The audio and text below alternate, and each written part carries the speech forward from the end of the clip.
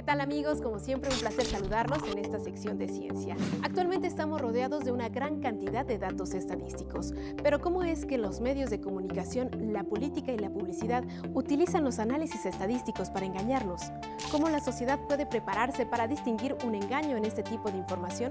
El doctor Gerardo Herrera Corral, experto en partículas elementales y en análisis de datos, nos explica el azaroso arte del engaño.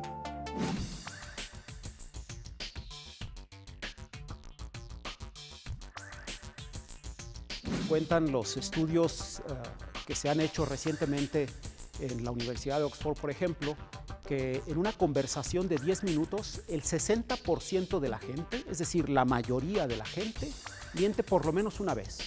Y en esos 10 minutos exagerará por lo menos 3 veces la información que está comunicando a su interlocutor. En la política es inevitable. Hace mucho tiempo, 380 años antes de Cristo, Platón escribió lo que mucha gente considera el primer libro de filosofía, La República. Y Platón decía en ese libro que la política necesitaba de la mentira. Decía que las mentiras que los políticos nos dicen son necesarios si queremos preservar la armonía en la sociedad. El engaño, sobre todo, toma un cariz muy interesante en la sociedad moderna que tiene que ver con el análisis de los datos estadísticos. Hay historias sobre medicina, sobre los efectos que un fármaco puede tener, los efectos secundarios y cómo se analiza eso estadísticamente para poder liberar un fármaco en la sociedad o no. Tenemos la historia de cómo se utilizan los números para dar la impresión de que tenemos datos duros y cómo esto puede ser engañoso con la historia del descubrimiento del Polo Norte, por ejemplo. De acuerdo con Herrera Corral, siempre hay una variable relevante oculta en los números totales de las estadísticas que presentan los medios de comunicación o las diferentes instituciones o empresas, lo que permite manipular la información. Un ejemplo de ello son las cifras que aseguran que los mexicanos son más propensos al crimen que los norteamericanos de origen europeo en Estados Unidos, en las que no se toman en cuenta variables como la distribución geográfica relacionada con los ingresos económicos de los grupos sociales.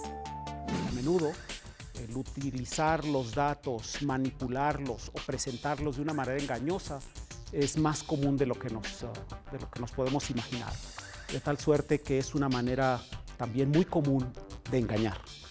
La estadística es muy útil. El análisis de los datos es muy útil para las empresas, es muy útil para poder prevenir accidentes, es muy útil saber todos los datos acerca de un fenómeno social o de un fenómeno natural, para estudiando esos datos saber cuáles son las acciones que tenemos que tomar. Yo creo que una de las grandes carencias de la formación universitaria en nuestros días es precisamente la de educación estadística. Es una carencia que tenemos que resolver pronto, porque tiene que ver mucho con la manera como nosotros ejercemos nuestra ciudadanía. Neurobiólogos de la Universidad de Londres, en Reino Unido, aseguran que las personas con tendencia a mentir se acostumbran poco a poco al engaño, debido a que la amígdala, parte del cerebro asociada a las emociones, pierde sensibilidad, lo que significa que mientras más mienten, el cerebro se adapta y se genera menos culpa. La mentira es parte de nuestras vidas y tenemos que aprender a vivir con ella. Lo mejor que podemos hacer es tener una buena formación que nos permita sobrevivir en un mundo de mentiras. Fomentar y promover una actitud crítica frente a la cantidad enorme de información que nos llega a la sociedad es uno de los objetivos de este análisis de Herrera Corral, que puede consultarse en el libro El azaroso arte del engaño. Hasta aquí la información, nos vemos en la próxima.